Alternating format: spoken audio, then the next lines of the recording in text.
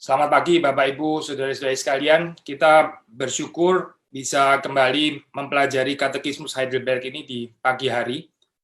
Saya juga bersyukur untuk saudara yang sudah mendoakan saya karena beberapa hari terakhir ini kurang sehat.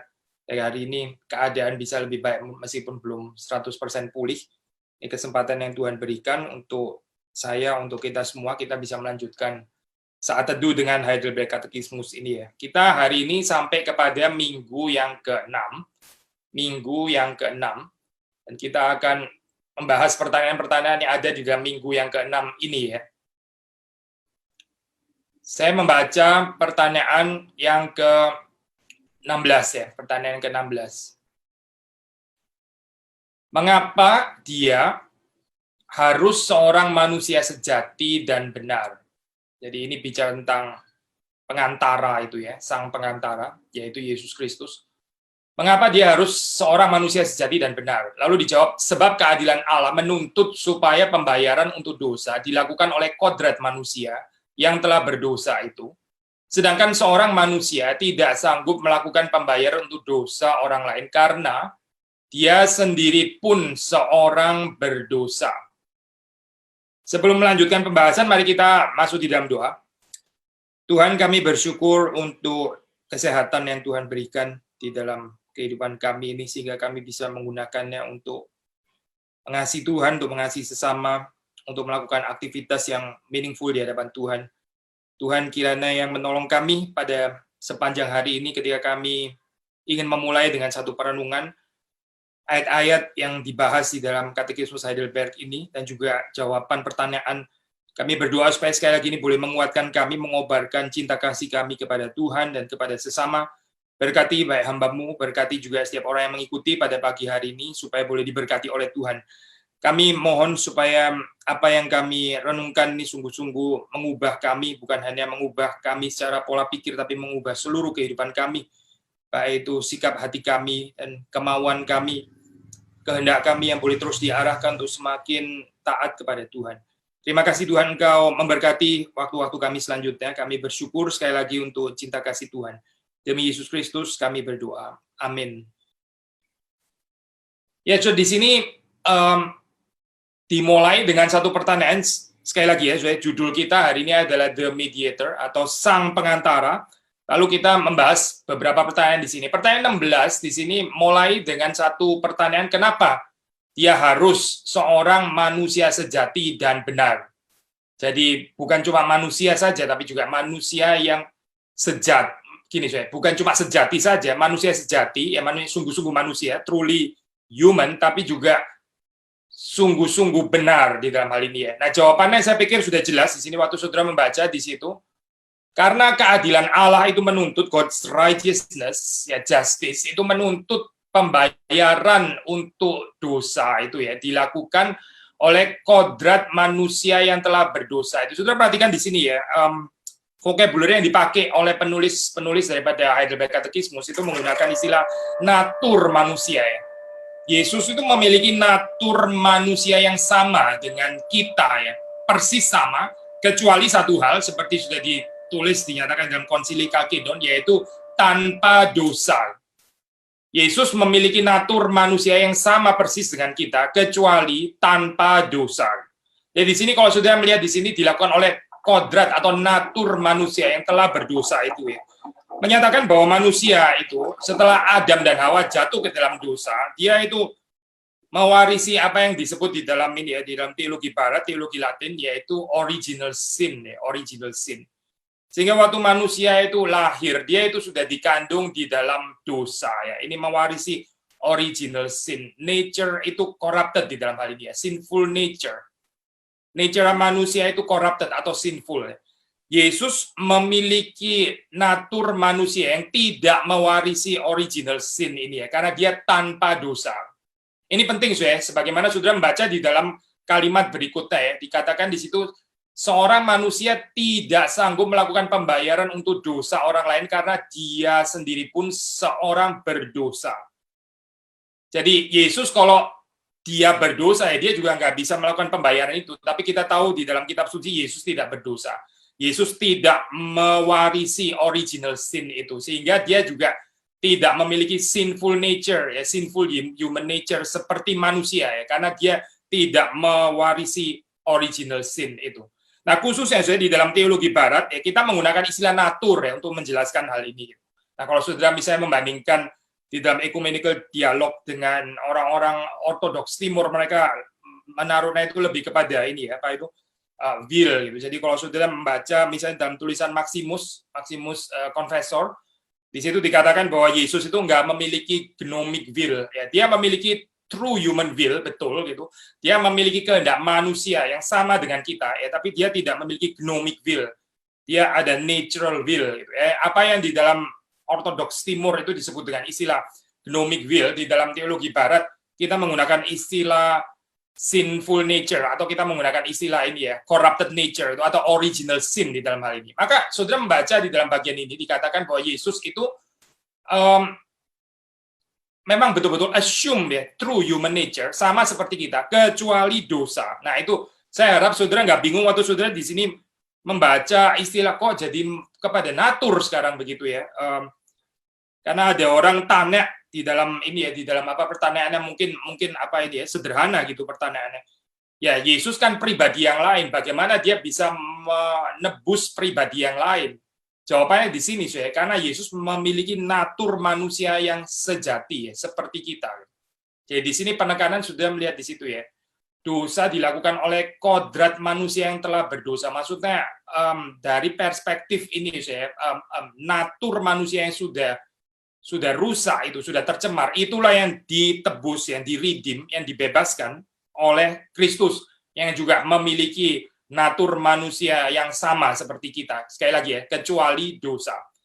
Nah, kita membaca Roma 5 ayat 18 ya. Roma 5 ayat 18 ini adalah dasar firman Tuhan yang dikutip. Sebetulnya ada lebih banyak ya kutipannya, tapi kita membaca beberapa saja. Saya mengikuti kutipan yang dicantumkan di dalam terjemahan bahasa Indonesia. Roma 5 ayat 18. Saya membacakan di sini. Sebab itu sama seperti oleh satu pelanggaran semua orang beroleh penghukuman, ya, maksudnya ini adalah Adam. Demikian pula oleh satu perbuatan kebenaran semua orang beroleh pembenaran untuk hidup. Jadi kita sudah membahas ya konsep ini kan ya. Adam itu mewakili semua manusia, lalu kemudian dia itu jatuh ke dalam dosa. Bersamaan dengan itu ya inilah masuklah dosa asal itu ya, original sin, dan setelah itu manusia itu dilahirkan selalu membawa kodrat manusia yang berdosa ini. Tetapi Yesus itu membalikkan keadaan, ya, bahkan melampaui original creation. Di sini dikatakan di dalam ayat ke-18, demikian pula oleh satu perbuatan kebenaran, semua orang beroleh pembenaran untuk hidup. Seperti di dalam Adam, ya, semua orang itu mati, demikian juga di dalam Kristus, semua orang itu beroleh kehidupan, dia dibangkitkan. Nah ini adalah pengharapan kita ya. Lalu satu ayat lagi, yaitu dari 1 Petrus 3, kita membaca di dalam bagian ini. 1 Petrus 3 ayat 18, ya, saya bacakan ya. Sebab juga Kristus telah mati sekali untuk segala dosa kita. Kristus telah mati sekali untuk segala dosa kita. Ia yang benar untuk orang-orang yang tidak benar, supaya ia membawa kita kepada Allah. Ia yang telah dibunuh dalam keadaannya sebagai manusia, ya. Ia yang telah dibunuh dalam keadaannya sebagai manusia, tetapi yang telah dibangkitkan menurut Roh. Dan di dalam Roh itu juga ia pergi memberitakan Injil kepada dan seterusnya. Ini ayat yang pernah muncul di dalam media tanya jawab itu. Tapi yang kita mau tekankan adalah ayat yang ke-18 ya, Saudara. Nah, kalau sudah membaca di sini kan juga ada tekanan with regard atau according to his human nature ya. Maksudnya jelas di dalam pengertian yang ortodoks di situ yang mati yaitu pasti adalah pribadi Kristus ya. Sekali lagi saya, yang mati itu adalah pribadi Kristus. Tapi seperti kita mengikuti bukan hanya formula of union, tapi juga ini ya, 1 Petrus pasal yang ketiga. Di sini Saudara juga membaca tambahan dia itu dibunuh di dalam keadaannya sebagai manusia ya. According to his human nature. Karena dia memiliki natur manusia yang sejati seperti saudara dan saya, maka pribadi Kristus itu dia bisa mati, ya. Dia bisa dibunuh. dan dia dibunuh di dalam keadaannya sebagai manusia, itu dia menggantikan kita. Ya. Dia membawa kita kepada Allah. Yesus Kristus mati sekali untuk segala dosa kita, yang benar untuk orang-orang yang tidak benar. Ya. Jadi saudara melihat di sini, pertanyaan ini dijawab, mengapa Kristus itu harus seorang manusia sejati dan benar? Jawabannya sederhana ya, saudara, karena untuk membayar itu, melunaskan hutang dosa di sini ya, itu harus dilakukan oleh kodrat manusia, ya, menebus kodrat manusia yang berdosa itu. Sedangkan kita tahu kalau seorang manusia yang dia sendirinya berdosa, dia nggak mungkin melakukan penebusan tersebut, gitu, nggak mungkin bisa membayar ya dosa orang lain, kecuali yang memiliki kodrat manusia itu sepenuhnya tidak berdosa, dan itu adalah Kristus, seperti kita membaca di dalam setidaknya 2 bagian firman Tuhan ini ya. Lalu pertanyaan ke-17, mengapa dia harus juga Allah sejati? Ya, jadi satu sisi manusia sejati, lalu kemudian di sisi yang lain kita membicarakan ini Allah yang sejati. Jawaban, supaya dengan kuasa kealahannya, dia dapat menanggung beban murka Allah atas kemanusiaannya, memperoleh kebenaran dan kehidupan bagi kita, dan mengembalikannya kepada kita. Seperti sudah muncul di dalam pertanyaan yang sebelumnya di situ ya, nggak ada satu makhluk pun yang bisa kuat menanggung beban murka Allah yang kekal itu. Sehingga di sini kalau saudara membaca, sekali lagi diulang di dalam jawaban yang ke-17, yaitu dengan kuasa kealahannya, power of his Godhead, ya, dia dapat menanggung beban murka Allah itu atas kemanusiaannya, Nah, di situ kemudian dia memperoleh kebenaran dan kehidupan bagi kita dan mengembalikannya kepada kita. Kita membaca ini ya, saya beberapa ayat yang ada di dalam baik perjanjian lama maupun perjanjian baru. Yang pertama Yesaya 9. Yesaya 9, kita membaca Yesaya 9 ayat yang ke-6 ya. Ini ayat yang dipakai. Sebab seorang anak telah lahir untuk kita, seorang putra telah diberikan untuk kita. Lambang pemerintahan ada di atas bahunya, dan namanya disebutkan orang, penasihat ajaib, Allah yang perkasa, Bapa yang kekal, Raja damai. Ya. Meskipun di dalam konteks dekat ya, di dalam Yesaya kita tahu ini ada menunjuk kepada pribadi yang lain gitu. Tapi kita tahu di dalam pengertian terang firman Tuhan jelas ya di dalam hal ini. Handle dengan sangat tepat mengutip bagian ini, dan ini ditafsir sebagai satu nubuatan yang menunjuk kepada Yesus Kristus ya. 9 ayat yang ke-6 ini. Seorang anak telah lahir untuk kita, seorang putra diberikan untuk kita, lambang pemerintahan ada di atas bahunya, namanya disebutkan orang, penasihat ajaib, Allah yang perkasa. Nah, ini dikutip oleh Heidelberg Katekismus ya, kalau saudara membaca dalam bagian ini ya. Sekali lagi ya, saya merujuk kepada kalimat yang dikatakan di sini, supaya dengan kuasa kealahannya ya, dia dapat menanggung beban murka Allah atas kemanusiaannya. Lalu terus kemudian Yesaya masih di dalam kitab yang sama, yaitu Yesaya, kita membaca pasal 53 ya, Yesaya 53, kita membaca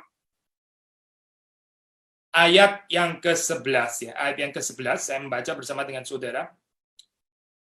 Sesudah kesusahan jiwanya ia akan melihat terang dan menjadi puas, dan hambaku itu sebagai orang yang benar akan membenarkan banyak orang oleh hikmatnya, dan kejahatan mereka dia pikul. Ya, perhatikan saya kalimat bahwa hamba Allah ini ya memikul kejahatan umat Allah, seperti dikatakan juga di dalam Heidelberg Katekismus ya, di sini dari ayat Yesaya 53, lalu terus kemudian dikatakan di dalam jawaban bahwa beban murka Allah itu ditanggung di atas kemanusiaannya ya.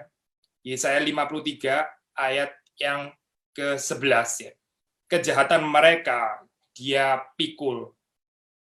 Ini eksklusif ya, saya kita nggak bisa mengerti ayat ini di dalam pengertian oh saya juga memikul kejahatan orang lain. Yang bisa memikul seperti ini ya Kristus itu. Kita menjadi orang yang jadi ada savior syndrome ya. Ini kalau kita atau savior mentality kalau kita pikir dari kesengsaraan kita memiliki kuasa untuk menanggung daripada kejahatan orang lain dan sebagainya. Itu satu kesombongan yang luar biasa yang nggak ada perlunya saya di dalam hal ini ya. Karena kalau kita melihat di dalam bagian ini adalah ayat yang menunjuk kepada Kristus ya. Saya nggak mengatakan kita nggak bisa berkorban bagi orang lain. Kita memang bisa berkorban bagi orang lain. Tapi di dalam pengertian soteriologis ya, penebusan seperti ini hanya Kristus yang bisa melakukan seperti ini ya. Kejahatan mereka dia pikul. Saudara dan saya, kita nggak memikul kejahatannya orang lain. Kristus yang memikul kejahatan kita sekalian. Kita membaca dari Mazmur 130 yang juga sudah pernah sudah pernah dibahas ya, Mazmur 130.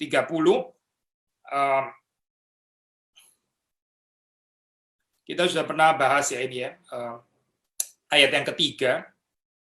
Waktu itu kita bahas juga dengan ayat yang keempat, tapi kita mengulangi lagi 130 ayat 3. Jika engkau ya Tuhan mengingat-ingat kesalahan-kesalahan, Tuhan siapakah yang dapat tahan?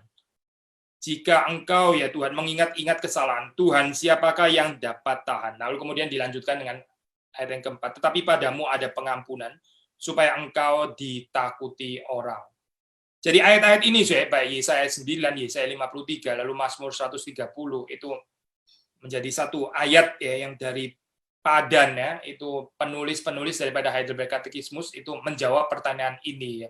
Mengapa bahwa sang pengantara itu harus juga adalah Allah yang sejati?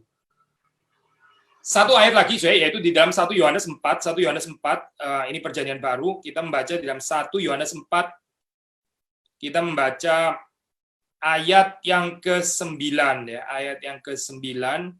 Kita membaca di sini. Dalam hal inilah kasih Allah dinyatakan di tengah-tengah kita, yaitu bahwa Allah telah mengutus anaknya yang tunggal ke dalam dunia, supaya kita hidup olehnya.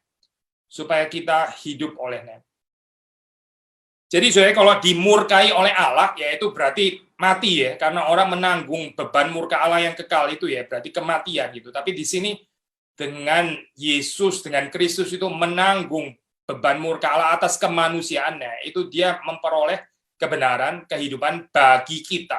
Saudara melihat di sini ada pertukaran bahagia ya, kalau boleh pinjam, itu istilah yang dipakai oleh Luther, yang juga dikutip oleh Calvin, ya pertukaran bahagia ya, fröhliches Wechsel, happy exchange atau ya joyful exchange.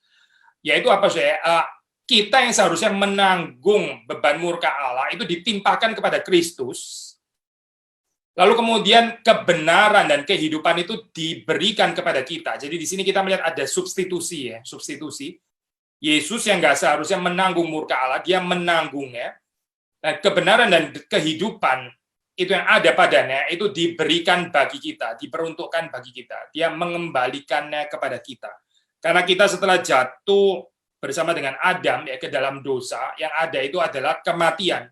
Nah, melalui korban Kristus di sini ya, dia adalah Allah yang sejati, dia mengembalikan baik kebenaran maupun kehidupan itu bagi kita ya. Jadi jelas ya konsep ini, sekali lagi sudah bisa membaca dari Yesaya 9, Yesaya 53, Mazmur 130 dan 1 Yohanes pasal yang keempat. Lalu kita melanjutkan di dalam pertanyaan yang ke-18 ya, pertanyaan ke-18. Tetapi siapakah pengantara itu yang adalah Allah yang sejati dan juga manusia yang sejati dan benar?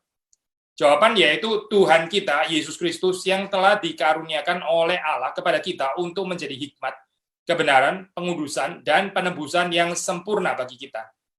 Kalimat terakhir itu menarik ya di sini. Mungkin kita bisa lebih lama membahas ini, tapi sebelumnya kita membahas di dalam ayat-ayat ini dikutip sebelumnya. Di situ waktu dikatakan di sini dia adalah Allah yang sejati ya. 1 Yohanes 5, 1 Yohanes pasal yang kelima ya. Kita membaca bagian ini. Tadi 1 Yohanes pasal yang keempat, sekarang yang kelima. Lalu kita membaca ayat yang ke-20 ya, ayat yang ke-20. Akan tetapi kita tahu bahwa anak Allah telah datang dan telah mengaruniakan pengertian kepada kita, supaya kita mengenal yang benar. Dan kita ada di dalam yang benar, di dalam anaknya Yesus Kristus. Dia adalah Allah yang benar dan hidup yang kekal. Nah, saudara, kalau di dalam hal ini misalnya membandingkan di dalam terjemahan bahasa Inggris ya, itu yang benar, itu pakai istilah true di situ ya. That is true, and we are in him that is true, even in his son Jesus Christ. This is the true God and eternal life. Seperti kita sudah pernah mengatakan di dalam Johannine writings ya, itu istilah benar, istilah truth itu dikontraskan di dalam tipikal ini ya, Johannine dualis itu dengan dusta gitu. Waktu di sini dikatakan kebenaran, lawan katanya itu adalah dusta atau kebohongan ya. Kebohongan itu maksudnya apa gitu? Kebohongan yaitu adalah orang yang nggak mau menerima kebenaran, orang yang lebih suka berada di dalam dusta, orang yang nggak mau mengenal keadaan dirinya sendiri, dia lebih suka untuk berada di dalam distorted self knowledge dan seterusnya dan seterusnya. Itu namanya tidak benar ya. Tapi di sini dikatakan seperti dicatat, pengantara itu adalah Allah yang sejati, dia adalah Allah yang benar. Maksudnya ini Allah yang tidak berdusta. Kalau kita nggak percaya ini, ya berarti kita menjadikan Allah itu pendusta. Ini self-righteousness luar biasa tinggi ya, sekali lagi ya.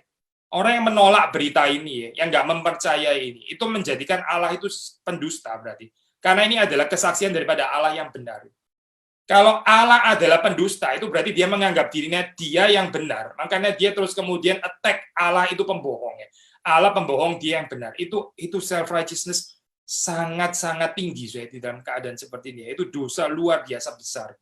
Allah yang benar itu dianggap sebagai pendusta, berbohong. Ya. Dia memberikan pengantara, kita nggak percaya. Kita anggap itu adalah Allah yang berbohong. Berarti yang benar adalah siapa? Ya saya yang benar gitu. Allah ini sebetulnya nggak memberikan pengantara, nggak ada itu anak Allah itu nggak ada. Nggak ada yang namanya Yesus Kristus yang diberikan. Itu semua bohong. Lalu itu dibilang bohong. Berarti yang benar adalah saya begitu kan ya. Jadi Allah bohong, saya benar. Kalau dari perspektif ini ya, maka sudah melihat di sini ya 1 Yohanes 5 ayat yang ke-20 ini saya baca sekali lagi dalam terjemahan ini, saya ada terjemahan King James version yang lama ya, bukan karena saya favorit dengan penerjemahan ini, tapi ini adalah yang ada di dalam gadget saya. Saudara bisa ini bandingkan dengan terjemahan yang lain. And we know that the Son of God is come and has given us an understanding that we may know Him that is true. Jadi Allah itu memberikan kepada kita itu pengertian yang benar, memberikan kepada kita pengertian sehingga kita itu bisa mengenal, kita itu bisa mengetahui bahwa ini adalah yang benar. And we are in Him that is true, even in His Son Jesus Christ. This is true God. Dan seterusnya dan seterusnya. Saudara melihat sekali lagi di dalam 1 Yohanes 5 ayat 20 ya, bahwa kesaksian ini adalah kesaksian yang benar seperti dikatakan. Lalu Roma 1 ayat 3 saya. Roma 1 ayat 3 kita membahas ini ya. Roma 1 kita membaca Roma 1 ayat yang ketiga. Atau dari ayat yang kedua ya. Injil itu telah dijanjikannya sebelumnya dengan perantaraan nabi-nabinya dalam kitab-kitab suci, yaitu terus kemudian 3 tentang anaknya yang menurut daging diperanakan dari keturunan Daud, 4 dan menurut Roh kekudusan dinyatakan oleh kebangkitannya dari antara orang mati.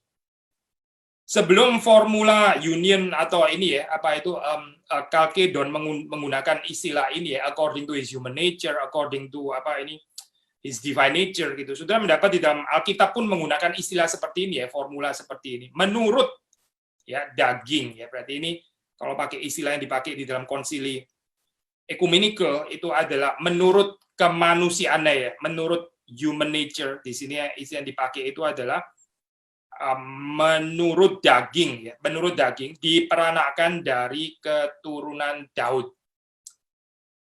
Jadi Yesus memang memiliki kemanusiaan yang sejati karena menurut daging, menurut kemanusiaannya dia diperanakan dari keturunan Daud.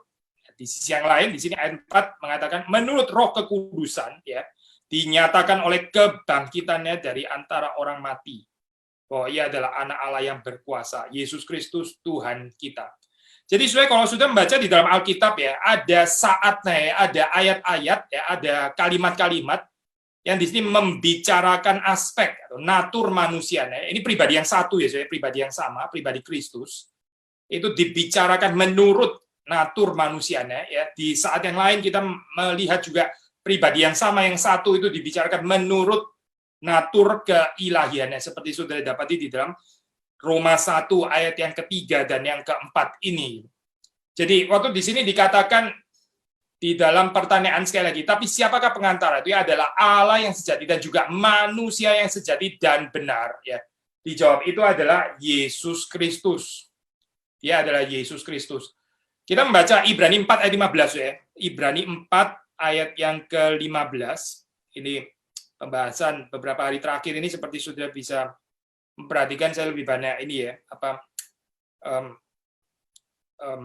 mengajak saudara juga untuk membaca ayat-ayat. Sebetulnya masih ada ayat-ayat yang lain, so ini lebih daripada ayat-ayat ini, tapi setidaknya pilihan daripada ayat-ayat ini cukup representatif.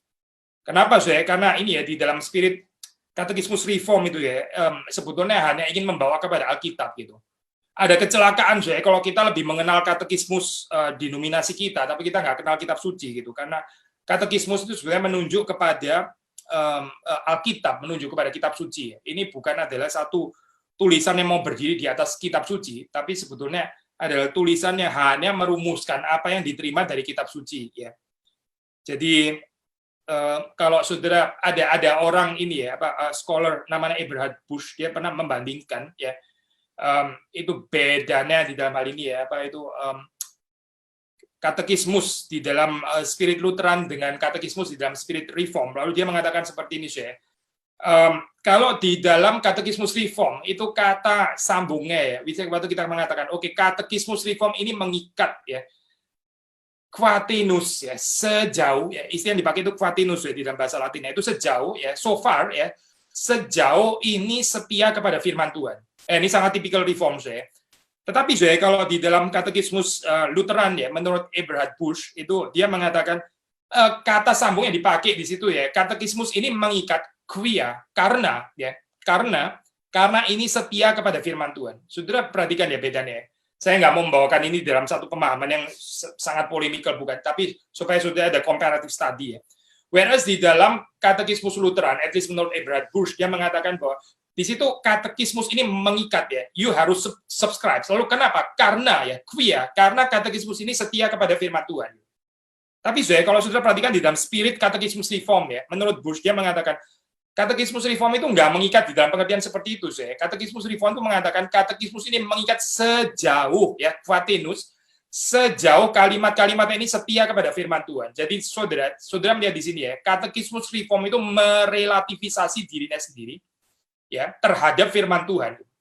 Ini konsep sola scriptura itu ya, saudara. Dia tidak sejajar dengan kitab suci. Saya pikir spirit ini spirit yang penting ya. Seperti saudara pernah dengar ya, kalau nggak salah itu di-ascribe kepada Agustinus ya. Agustinus mengatakan ya kalau suatu saat kau mendapati dalam tulisanku ternyata ada yang nggak cocok dengan firman Tuhan, ya just tinggalkan tulisanku, kembalilah kepada firman Tuhan. Karena firman Tuhan lebih tinggi daripada tulisannya Agustinus. Nah, Reform katekismus itu mewarisi spirit ini ya, merelativisasi dirinya sendiri ya. Nah, ini mau menyatakan ketidakbersalahan Alkitab ya. Bukan spirit daripada katekismus Reform ya untuk menyatakan bahwa katekismus Reform itu tidak bersalah seperti Alkitab ya. Itu bukan sama sekali bukan spirit daripada katekismus Reform saya dalam hal ini. Yet meskipun demikian di sisi yang lain kita juga mempelajari katekismus Reform ini dengan baik-baik ya, dengan sikap deferensial, dengan sikap yang menghormati ya. Tapi tetap ya spiritnya adalah untuk membawa kita kepada kitab suci. Ini sangat penting sudah di dalam katekismus Reform. Jadi kalau saudara menjadikan katekismus Reform itu sesuatu yang dogmatis gitu ya, dogmatis yang nggak bisa ditawar, lalu terus kemudian kita mesti subscribe dan nggak boleh tidak, pokoknya harus seperti ini. Saya khawatir itu bukan spirit Reform sebetulnya gitu. Itu lebih mirip dengan spirit yang ada di dalam medieval Roman Catholicism pada saat itu ya, yang kita nggak mewarisi anyway di dalam Protestantisme sebetulnya gitu ya. Jadi saudara perhatikan ya, sekalipun mungkin kita nggak selalu ada kesempatan di dalam ini ya, setiap kali membaca ayat-ayat kitab suci seperti ini, tapi spiritnya sekali lagi yang diajarkan di sini itu simply mau mengajarkan apa yang ada pada kitab suci gitu. Nah, seandainya ini nggak sesuai dengan kitab suci, saudara boleh nggak setuju gitu. Tapi saudara better humble juga gitu ya. Saudara nggak setuju, saudara benar nggak pengertian tentang kitab suci gitu. Karena ini dituliskan juga bukan oleh orang-orang yang sembarangan gitu. Ya ini ya, sisipan saja sebetulnya. Tapi Ibrani 4 ya, Ibrani 4 ayat 15, Ibrani 4 ayat 15. Saya membaca ya ini tentang imam besar yang agung ya. Sebab imam besar yang kita punya bukanlah imam besar yang tidak dapat turut merasakan kelemahan-kelemahan kita. Sebaliknya sama dengan kita. Ia telah dicobai, hanya tidak berbuat dosa. Saudara perhatikan ya, sebelum Kalkedon mengatakan kalimat ini ya, Ibrani 4 ayat 15 sudah mengatakan Yesus itu sama seperti kita ya, kecuali satu ya, yaitu bahwa dia tidak berbuat dosa. Dan bahwa pencobaan yang dia alami itu pencobaan yang real, yaitu pencobaan yang nyata, bukan theatrical ya. Karena apa? Karena dia sungguh-sungguh memiliki human nature sama seperti kita ya. Tetapi perbedaannya adalah dia tidak berbuat dosa ya. Nah, saya mengencourage saudara ya, ini hari Minggu yang akan datang ini ya, ada saya kalau nggak salah ingat jam 5 sore ya, saudara bisa lihat di dalam website STTRI, Sekolah Tinggi Teologi Reform Injili Internasional. Rekan saya Pendeta Agus Marjanto akan membicarakan tentang teologi kejatuhan ya. Saya harap nanti di sini akan dibahas lebih jauh itu tentang natur dosa dan sebagainya itu, yang adalah misteri itu. Saudara bisa mengikutinya ya, silakan cek YouTube channel ini ya, STT Reform Injili Internasional. Again hari Minggu sudah bisa mengikutinya. Nah, di situ nanti akan dibahas tentang teologi kejatuhan ya, teologi kejatuhan. Nah, kalau sudah melihat di dalam bagian ini sekali lagi ya, kita membaca bahwa dia itu adalah imam besar. Yesus Kristus adalah imam besar, dan dia betul-betul turut merasakan kelemahan-kelemahan kita ya, karena dia kemanusiaannya itu kemanusiaan yang sungguh-sungguh sama dengan kemanusiaan kita, sehingga dia dapat turut merasakan kelemahan-kelemahan kita ya. Kalau kita nggak percaya kemanusiaannya Kristus itu sama dengan kita ya, berarti kita nggak bisa mengatakan kalimat seperti yang ditulis oleh penulis Ibrani ini. Dia turut merasakan kelemahan-kelemahan kita, itu maksudnya apa? Gitu. Ada orang bahkan kadang-kadang tanya gitu ya, mana Yesus turut merasakan kelemahan kita gitu. Saya ini kepingin apa itu, misalnya saya ini kepingin nikah, nggak dapat orang dan sebagainya, ditolak kanan kiri dan sebagainya. Saya kira Yesus nggak mengerti broken hearted seperti itu. Kan di dalam selama inkarnasi kita tahu dia nggak menikah gitu ya. Mana dia bisa mengerti kelemahan-kelemahan seperti ini gitu. Kayak ini kelemahan-kelemahan ini saya harus tanggung sendiri. Bagaimana saya menjawab hal ini gitu? Kita bisa menjawab di dalam dua hal ya. Satu ya, kita menjawabnya secara prinsip, bukan berarti katakanlah Yesus nggak menikah seperti saudara dan saya gitu, terus dia jadi nggak mengerti karena penolakan. Nah, ini menarik kepada ini ya, ditarik sampai kepada apa ini ya, bukan kepada broken hearted, tapi penolakan itu dia bukan nggak mengerti. Penolakan itu dia sangat mengerti. Kedua, mungkin jawaban yang bisa lebih jitu adalah jangan lupa Yesus itu bukan nggak menikah, dia menikah dengan jemaatnya. Kita ini adalah mempelai perempuan dan kita itu sering mendukakan dia juga. Jadi dia bukan nggak mengerti kesulitan ini gitu. Bukan nggak mengerti di dalam kesulitan. Memang di dalam pengertian pernikahan yang bukan pernikahan apa ya ini ya, pernikahan yang seperti kita. Tapi istilah yang dipakai Alkitab kan juga pernikahan gitu. Jadi saudara hati-hati waktu sudah melempar pertanyaan, banyak hal Yesus itu nggak mengerti kelemahan-kelemahan kita karena konteks sudah berbeda dan sebagainya. Yesus nggak mengerti bagaimana pengalaman-pengalaman manusia abad ke-21 dan sebagainya. Gitu. Sebetulnya kalau kita melihat seperti dikatakan dalam firman Tuhan, di dalam dunia ini nggak ada yang berubah gitu. Segala sesuatu itu terus berulang gitu ya. Nggak ada yang baru di bawah matahari katanya. Sehingga sudah bisa meyakini ayat ini bahwa dia sungguh-sungguh memang dia turut merasakan kelemahan-kelemahan kita. Dia bisa menjadi imam besar yang agung, dia mengerti kita. Tapi dia bukan cuma mengerti kita, dia mengampuni kita dan dia menguduskan kita. Ini penting ya, Kita kalau hanya bicara tentang imam besar cuma mengerti kita, saya dimengerti, kejatuhan saya dimengerti, dimaklumi dan sebagainya. Tapi terus saya nggak masuk kepada pengampunan dan lebih jauh juga nggak masuk kepada kehidupan yang dikuduskan. Ya ini jadi nggak betul-betul mengerti konsep imam. Coba saudara baca buku Imamat ya, apa yang dikatakan di sana. Itu tugas imam. Bukan cuma mengerti, tapi membawa kepada pengampunan dan membawa kepada kekudusan. Holiness itu kata kunci di dalam kitab Imamat. Jadi imam itu itu adalah membawa manusia kepada pengudusan. Maka di sini kalau saudara membaca Heidelberg Catechismus juga menyebut hal ini ya, yang telah, maksudnya Yesus Kristus yang telah dikaruniakan oleh Allah kepada kita untuk menjadi hikmat kebenaran pengudusan ya. Pengudusan. Imam itu bukan hanya mengerti kelemahan kita, tapi juga mengampuni dan membawa kepada pengudusan. Kristuslah pengudusan kita. Tapi saya lanjutkan dulu dalam 1 Timotius 2 ayat yang ke-5 ya, 1 Timotius 2 ayat yang ke-5. Kita membaca bagian ini 1 Timotius 1 Timotius pasal yang 2 ya. Saya membaca ayat yang kelima. Karena Allah itu Esa, dan Esa pula dia yang menjadi pengantara antara Allah dan manusia, yaitu manusia Kristus Yesus. Allah itu Esa, ya. Demikian juga pengantara antara Allah dan manusia, itu juga Esa, ya, satu-satunya. Kita nggak membutuhkan pengantara yang lain. Pengantara itu adalah pengantara yang satu-satunya, sang pengantara, yaitu Yesus Kristus. Kita nggak membutuhkan pengantara-pengantara yang lain, karena hanya ada satu pengantara. Maka sekali lagi, di sini kita melihat di situ ya, siapakah pengantara itu, yang adalah Allah sejati dan juga manusia sejati dan benar. Dijawab Yesus Kristus. Nggak ada yang lain, nggak ada orang-orang suci yang lain dan sebagainya yang boleh menjadi pengantara kita, karena kita cukup hanya memiliki satu-satunya pengantara. Di dalam hal ini, kita bisa mengatakan solus Kristus. Di dalam konteks ini ya, solus Kristus ya, hanya Kristus. Di dalam arti apa? Bahwa Yesus Kristus adalah satu-satunya pengantara. Kita nggak perlu pengantara-pengantara yang lain. Kita memiliki imam besar yang agung itu yang berdoa senantiasa bagi kita ya. Dan dia adalah satu-satunya imam besar yang agung. Dia adalah satu-satunya pengantara. Sebagaimana juga Allah itu adalah Esa dan satu-satunya. Lalu kita membaca di dalam ini ayat yang terakhir dalam kutipan dari bahasa Indonesia terjemahan ini ya, Katekismus Heidelberg, pertanyaan ke-18, yaitu 1 Korintus 1 ayat yang ke-30. 1 Korintus 1 ayat yang ke-30. Kita membaca 1 Korintus 1 ayat yang ke-30. Kita membaca, tetapi oleh Dia kamu berada dalam Kristus Yesus yang oleh Allah telah menjadi hikmat bagi kita. Ia membenarkan dan menguduskan dan menebus kita. Ya, ini kayak di sini Heidelberg Katekismus di situ sebetulnya hanya mengutip daripada 1 Korintus 1:30 ya. Yaitu Yesus Kristus yang dikaruniakan oleh Allah kepada kita, itu dia menjadi apa? Menjadi di sini yang pertama itu adalah hikmat. Lalu terus kemudian di sini kebenaran ya, karena di sini membenarkan.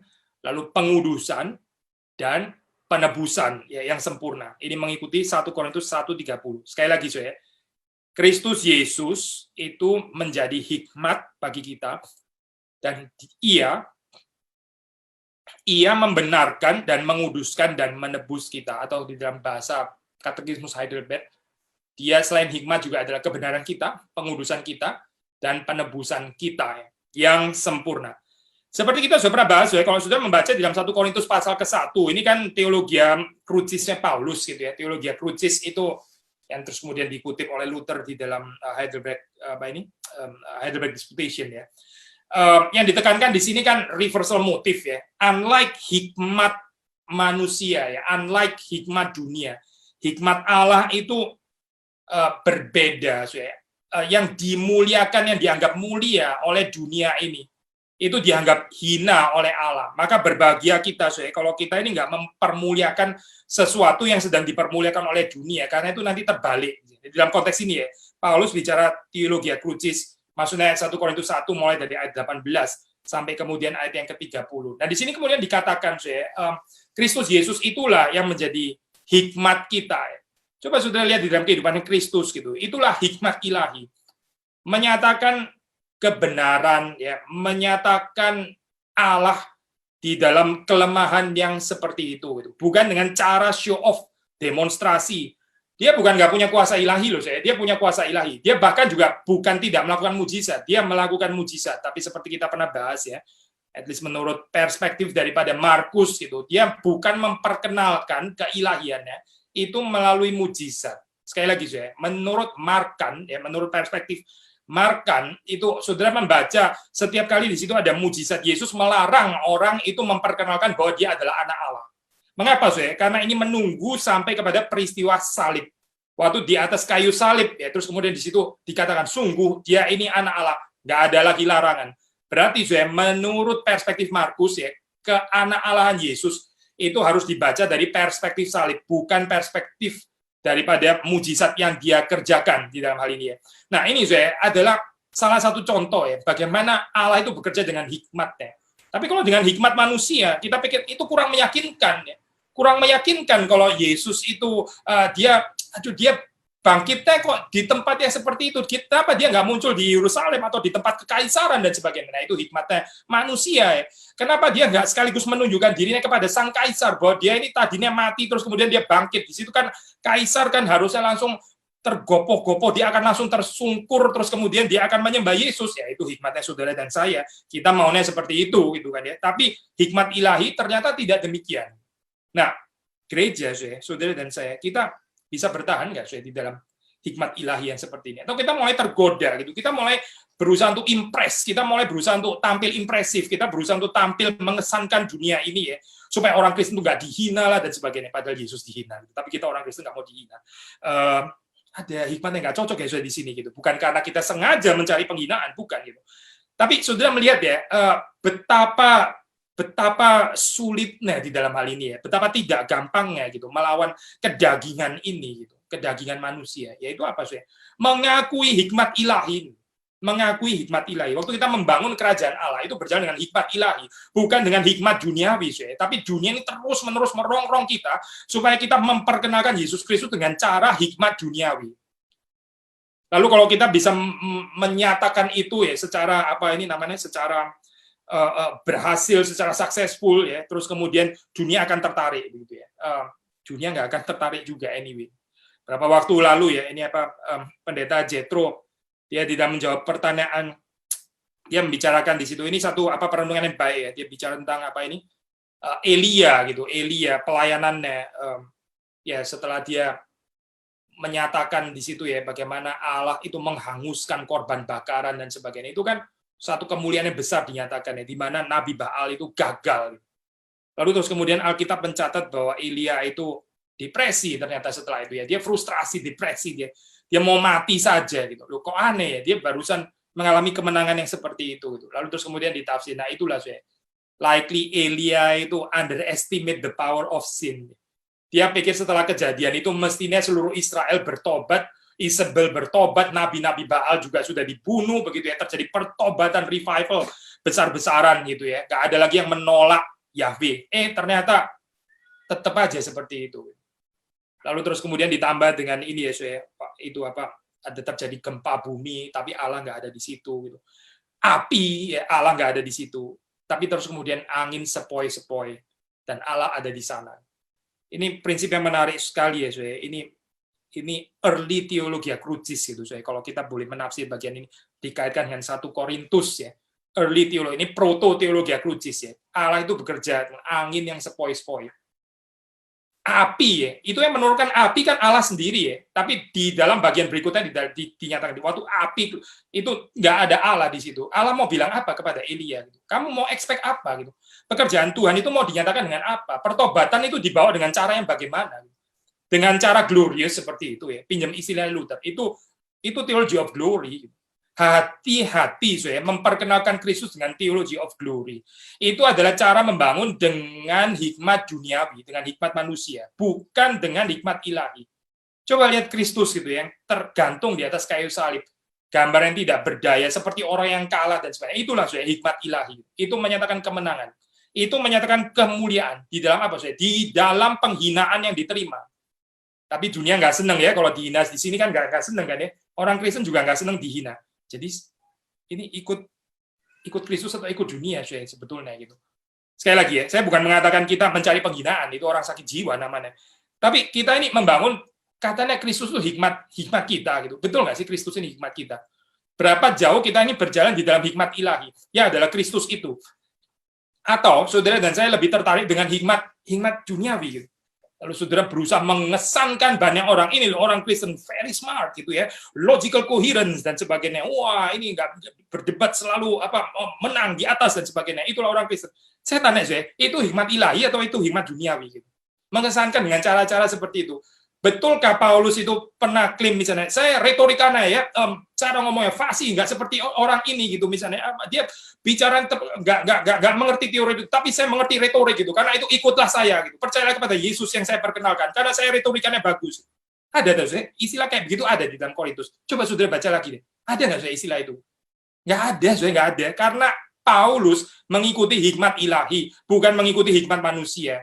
Tetapi kalau kita introspeksi ya, saudara dan saya introspeksi, alangkah banyak orang Kristen yang mengikuti hikmat duniawi ya. Mereka membanggakan apa yang ada di dalam dunia. Mereka nggak mengerti saya kalimat ini ya. Kalimat di dalam 1 Korintus 1 ayat yang ke-30. Tetapi oleh Dia kamu berada dalam Kristus Yesus yang oleh Allah telah menjadi hikmat bagi kita. Ini kalimat terdengar seperti sederhana ya, tapi pertanyaannya sekali lagi ya, mengejar saudara dan saya adalah, betul nggak sih kita ini menjadikan Kristus itu hikmat kita? Jangan kita bilang, saya percaya Yesus, percaya, angkat tangan, gitu ya, angkat tangan, tapi terus kemudian berjalan di dalam hikmat duniawi. Gitu. Ini skizofrenik ya, skizofrenik orang Kristen seperti ini. Gitu. Katanya percaya Yesus Kristus, tapi dia nggak menjadikan Kristus itu menjadi hikmatnya. Belum lagi kita bicara yang berikutnya, ini bisa panjang sekali. Gitu. Pertanyaan ke-18 ini ya, Yesus Kristus itu adalah pembenaran kita, ia membenarkan dan menguduskan dan menebus kita. Ia adalah kebenaran kita, dia pengudusan kita, dia penebusan kita. Secara sederhana saya kita nggak bisa baca ini ya, nggak bisa karena waktunya terbatas. Tapi kalau di sini dikatakan dia adalah kebenaran kita ya, waktu di sini dikatakan misalnya yang kedua, dia adalah kebenaran kita. Dia itu adalah righteousness-nya kita. Berarti kita itu nggak boleh ada our own self-righteousness, sederhana. Orang yang di dalam kehidupannya itu nggak bisa dikritik, nggak bisa terima kritik, ya nggak bisa diberitahu, dan sebagainya. Itu orang self-righteous. Itu Kristus bukan kebenaran dia, berarti. Sekali lagi ya, saya. Kalau kita lebih suka mengoreksi orang lain, gitu ya. Orang lain kita suka koreksi, tapi kita sendiri sangat sulit terima koreksi. Ya, itu berarti Kristus bukan kebenaran dia. Kebenaran dia yaitu dia sendiri. Kalau kita seperti itu ya, kebenaran kita itu bukan Kristus. Kita adalah kebenaran kita sendiri. Tapi ayat ini saya yang dikutip oleh Katekismus Heidelberg dikatakan bahwa Yesus Kristus itu adalah hikmat kita. Dia juga kebenaran kita. Kebenaran yang sempurna bagi kita. Kebenaran saudara dan saya itu enggak sempurna. Jangan bergantung kepada kebenarannya kita ya. Self-righteousness itu sama sekali enggak sempurna, saya enggak bisa dijadikan dasar ya. Coba perhatikan waktu Yesus mengutip gitu ya, ada orang yang datang ke bait suci, Tuhan aku bersyukur karena aku nggak seperti pemungut cukai yang berdosa, orang berdosa ini ya, aku bersyukur aku memberikan perpuluhan, aku apa-apa, dia bicara panjang sekali, itu list daripada kebajikannya ya, gambaran self-righteousness, tapi terus kemudian di akhir daripada perumpamaan dikatakan apa? Pemungut cukai itulah yang pergi dengan dibenarkan, karena dia memukul dadanya, lalu dia sadar bahwa dia bukan orang benar. Kasihanilah aku orang yang berdosa. Justru orang ini yang mendapat kebenaran Allah. Yang pertama yang rasa benar sendiri, ya, yang membangun kebenaran sendiri, justru nggak dibenarkan oleh Allah di dalam hal ini.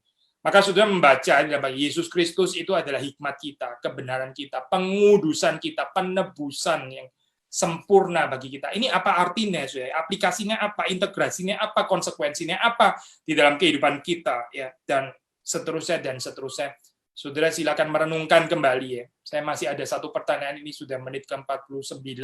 Satu pertanyaan lagi, 19. Dari mana saudara mengetahui hal itu? Jawaban dari Injil yang kudus. Mula-mula Allah sendiri telah menyatakannya di Taman Firdaus. Kemudian dia menyuruh para bapa leluhur dan para nabi yang kudus mengabarkannya dan memperlihatkan bayangannya melalui kurban-kurban dan upacara-upacara lain menurut hukum Taurat Allah. Akhirnya dia menggenapinya melalui anaknya yang tunggal. Nah, kalau sudah membaca misalnya dalam Kejadian 3 ayat 15 ya, di situ saudara bisa melihat bahwa Injil itu sudah ada dibicarakan di sini ya. Silakan membaca Kejadian 3 ayat 15. Itu sudah dinyatakan di Firdaus ya, Injil yang kudus itu. Lalu terus kemudian kita membaca dalam Kejadian 22 ya, Kejadian 22. Kita baca bagian ini ya, Saudara. Ini kenapa penting Saudara konsep seperti ini? Nah, ini orang yang kita beberapa kali mengatakan bahwa Katekismus Heidelberg ini ecumenical document ya. Jadi di dalamnya itu ada pengaruh daripada Melanchthon, ada pengaruh daripada Luther, ada pengaruh daripada ini Saudara Calvin gitu, dan ini ya, bagian apa ini history of salvation ini di dalam hal ini pengaruh yang sangat kuat dari Zurich tradition, yaitu Zwingli dan terutama Bullinger di dalam hal ini ya, Bullinger Theology of Covenant dan sebagainya ya. Ini perspektif history of salvation kalau sudah melihat di sini. Jadi di dalam Kejadian 3 lalu Kejadian 22 ya, kita baca bagian ini, Kejadian Genesis pasal yang ke-22, kita membaca ayat yang ke-18 ya, ayat yang ke-18. Oleh keturunanmu lah semua bangsa di bumi akan mendapat berkat karena engkau mendengarkan firman-Ku. Ya. Janji Tuhan kepada Abraham. Ya. Janji Tuhan kepada Abraham. Ini adalah janji Injil. Lalu kemudian Kisah Rasul 10. Kita membaca dalam Kisah Para Rasul Acta Apostolorum pasal yang ke-10. Kita membaca ayat yang ke-43 ya, ayat yang ke-43. Kita membaca tentang dialah semua nabi bersaksi bahwa barang siapa percaya kepadanya, ia akan mendapat pengampunan dosa oleh karena namanya. Menurut Kisah Para Rasul ayat yang ke-43 ya, tentang Kristus lah ya.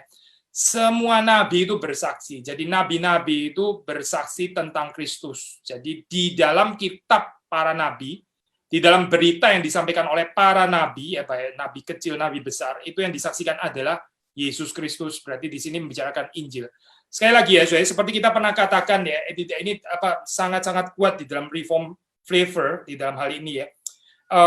Unlike penekanan yang ada di dalam Lutheran dialektik law and gospel gitu yang cenderung dihadirkan secara kontras ya. Law yang precedes gospel gitu di dalam teologi reform kita mengatakan di dalam perjanjian lama ya, di dalam Taurat itu sudah ada Injil. Dan ini saudara bisa baca ya di sini ya. Heidelberg Katekismus sangat menekankan hal ini. Bukan berarti perjanjian lama itu Taurat, terus kemudian perjanjian baru itu baru ada Injil gitu. Seolah-olah perjanjian lama nggak ada Injilnya sama sekali gitu. Isinya cuma Taurat. Taurat itu nggak ada regulasi pengampunan dosa sama sekali gitu misalnya ya. Saya pikir kita perlu mempelajari ini secara ulang ya. Salah satu tafsiran yang klasik itu adalah diberikan ini ya di dalam tradisi teologi reform. Coba perhatikan kalau saudara membaca Dikaloh gitu kan. Dikaloh itu kan hukum kan ya, hukum. Tapi didahului dengan berita pembebasan kan.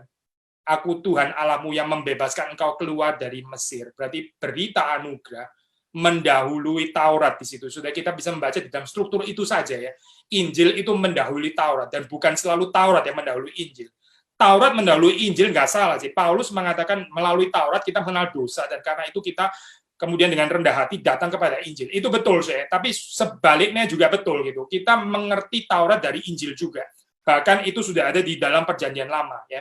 Jadi sudah membaca di sini baik di dalam tradisi ini ya, Kejadian 3, maksudnya ini penciptaan mula-mula ya, maupun di dalam tradisi Abraham, lalu kemudian nabi-nabi dan sebagainya. Itu semua menunjuk kepada Injil Kristus. Lalu kemudian Ibrani 10 ayat yang pertama ya, Ibrani 10 ayat yang pertama kita membaca Ibrani 10. Ini hari ini agak panjang daripada biasanya saya maksimal sebisa mungkin berhenti menit 00 ya, 1 jam sudah maksimal. 10 ayat yang pertama. Di dalam hukum Taurat hanya terdapat bayangan saja dari keselamatan yang akan datang dan bukan hakikat dari keselamatan itu sendiri. Karena itu dengan korban yang sama yang setiap tahun terus-menerus dipersembahkan, hukum Taurat tidak mungkin menyempurnakan mereka yang datang mengambil bagian di dalamnya. Memang di satu sisi kita melihat di sini Taurat dibedakan dengan Injil ya. Meskipun kita mengatakan di dalam Taurat ada Injil, tapi Taurat dibedakan dengan Injil di dalam pengertian ya. Injil ya, di dalam konsep ini di dalam Ibrani 10 ya, itu yang sempurna. Tapi kalau di sini kita baca Taurat itu hanya bayangan ya. Ini istilah yang sangat dipakai oleh Calvin ya. Taurat itu memang ada Injil di dalamnya, tapi itu bayangan saja daripada keselamatan yang akan datang ya. Bukan hakikat daripada keselamatan itu sendiri ya. Karena itu ya, meskipun di dalam Taurat itu ada korban yang diregulasi seperti itu ya, tapi itu nggak mungkin menyempurnakan mereka mengambil bagian di dalamnya, kecuali percaya kepada Kristus yang ditunjuk oleh bayangan-bayangan ada di dalam Taurat ini gitu. Sekali lagi kita mengatakan bahwa di dalam Taurat itu ada regulasi pengampunan dosa dan sebagainya, tapi itu sebetulnya menunjuk kepada Kristus, gitu. Menunjuk kepada Kristus. Mereka mendapatkan bayangannya saja. Bayangan, at least di situ kita juga bisa membaca ya, meskipun di sini dikatakan itu bukan hakikat daripada keselamatan, tapi ini kita bisa membicarakan dalam artian tipologis ya, menunjuk kepada Kristus yang akan datang itu. Sekali lagi ya, Injil sudah dibicarakan juga di dalam Taurat, bahkan di dalam perjanjian lama. Dan yang terakhir Roma 10 ayat 4, ini ayat yang terakhir, Roma pasal yang ke-10, kita membaca ayat yang keempat ya, ayat yang keempat. sebab Kristus adalah kegenapan hukum Taurat. Kristus adalah kegenapan hukum Taurat, sehingga kebenaran diperoleh tiap-tiap orang yang percaya. Seperti di sini di dalam terjemahan ini sangat baik ya, baik terjemahan LAI maupun juga terjemahan ini ya, terjemahan apa ini? Katekismus Heidelberg di dalam bahasa Indonesia ya. Akhirnya dia menggenapinya melalui anaknya yang tunggal. Kristus itu adalah kegenapan dari hukum Taurat. Even kalau saudara membaca, misalnya ada terjemahan yang menggunakan, sebentar ya, saya bandingkan dengan terjemahan yang lain gitu di dalam pertanyaan ini. Ada terjemahan yang menggunakan Yesus itu adalah the end gitu ya. Sebentar ya, saya bandingkan. Di dalam ayat keberapa tadi, saudara? Ini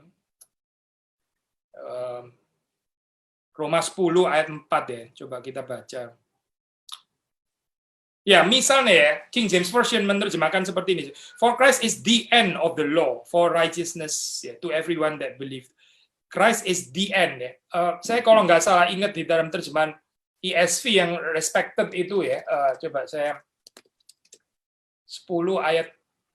Iya, benar. Pakai istilah yang sama, saya. Christ is the end, gitu ya. Is the end. Nggak salah sih, saya menerjemahkan dengan istilah ini ya. Kristus itu adalah akhir. Tapi saya lebih prefer, saya, bersama dengan ini ya, Pak, yang menerjemahkan LAI ini ya. Dan juga yang menerjemahkan Katekismus Heidelberg di dalam bahasa Indonesia di sini. Katekismus Heidelbergnya sendiri di dalam terjemahan bahasa Inggris, saya juga bisa baca di sini untuk saudara ya. And finally fulfilled by his well-beloved son. Yang dikutip itu sebetulnya Roma, tapi di sini pakai fulfillment gitu ya. Termasuk juga di dalam bahasa Jerman pakai istilah Erfüllung, erfüllet. Ya, berarti sama saya di sini Erfüllung atau fulfillment ya. The end of the law itu dimengerti di dalam pengertian digenapi atau dipenuhi ya. Bukan akhir di dalam pengertian mengakhiri terus kemudian nggak ada law lagi gitu ya. Bukan dalam pengertian abrogation seperti ini, saya. Kalau sudah bandingkan sekali lagi dengan Matius pasal yang kelima, kan dikatakan di situ Yesus datang bukan untuk meniadakan ya Taurat gitu, bukan gitu, tapi untuk menggenapinya. Nah, ini di dalam spirit yang sama ya. Ada perdebatan juga, saya, di dalam hal ini. Ya, bukan cuma di dalam tulisan Roma, tapi di dalam tulisan Calvin ya. Istilah telos itu sebaliknya diterjemahkan menjadi apa gitu. The end, maksudnya the end sebagai the end akhir, yang setelah itu datang lalu membuang semua yang sudah ada gitu, atau telos di dalam pengertian itu the goal ya, atau seperti di sini the fulfillment. Nah, kita lebih prefer ya bersama dengan penulis ini ya, penulis Heidelberg Katekismus itu menafsir Roma pasal yang ke-10 ini Kristus itu sebagai penggenapan ya. Kalau di sini dikatakan the end of the law, bukan yang mengakhiri di dalam pengertian terus kemudian meniadakan gitu ya, bukan dalam pengertian itu, tapi yang menggenapi seperti sudah baca juga tadi di dalam Ibrani kan ya. Yang di dalam Taurat itu bayang-bayang ya. Tapi terus kemudian yang di dalam Injil itu menggenapinya. Inilah substansi itu ada di sana. Di dalam pengertian ini saya, kita bisa melihat bahwa Kristus itu adalah penggenapan daripada apa yang dibicarakan di dalam Perjanjian Lama. Puji Tuhan ya saya, kalau kita mengenal Kristus, kita bisa melihat Taurat, kita bisa melihat kitab para nabi, kita bisa melihat janji yang diberikan kepada Abraham. Itu sebetulnya apa sih gitu? Itu nggak mungkin kita bisa pahami tanpa Kristus, karena Kristus adalah penggenapannya. Di dalam Kristus ya kita memperoleh semuanya, betul-betul semuanya. Karena semuanya itu ada di dalam Kristus. Di dalam perspektif kristologis ini saya kita membaca Perjanjian Lama. Tetapi saya Kristus datang bukan untuk terus kemudian meniadakan Perjanjian Lama. By the way saya ada bidat di dalam ini ya, di dalam gereja mula-mula yang disebut dengan ini ya, Marcion itu sangat mengontraskan Perjanjian Lama dan Perjanjian Baru ya, in very sharp contrast itu, sampai menggambarkan tentang Allah yang berbeda antara Perjanjian Lama dan Perjanjian Baru. Nah, kita bahaya ya kalau sering melihat law and gospel di dalam gambaran yang kontras seperti itu tanpa kita melihat kontinuitasnya. Dan di sini saya teologi reform itu mengajak kita, termasuk juga Katekismus Heidelberg, ini mengajak kita untuk melihat kontinuitas. Maka pertanyaan 19 ini sangat penting, saya. Karena apa? Karena membicarakan waktu kita bicara Holy Gospel, Injil yang kudus, itu sudah dinyatakan di Paradise, itu sudah diberitakan oleh para bapak leluhur, para nabi. Dan juga kita membaca di dalam pengaturan-pengaturan regulasi, pengampunan dosa, di dalam sacrifice yang ada di dalam ceremonial law, dan yang akhirnya ya dipenuhi dan digenapi di dalam Yesus Kristus. Kiranya Tuhan memberkati kita semua. Kiranya ini mendorong kita untuk semakin memuliakan, semakin mengasihi Tuhan kita, Yesus Kristus.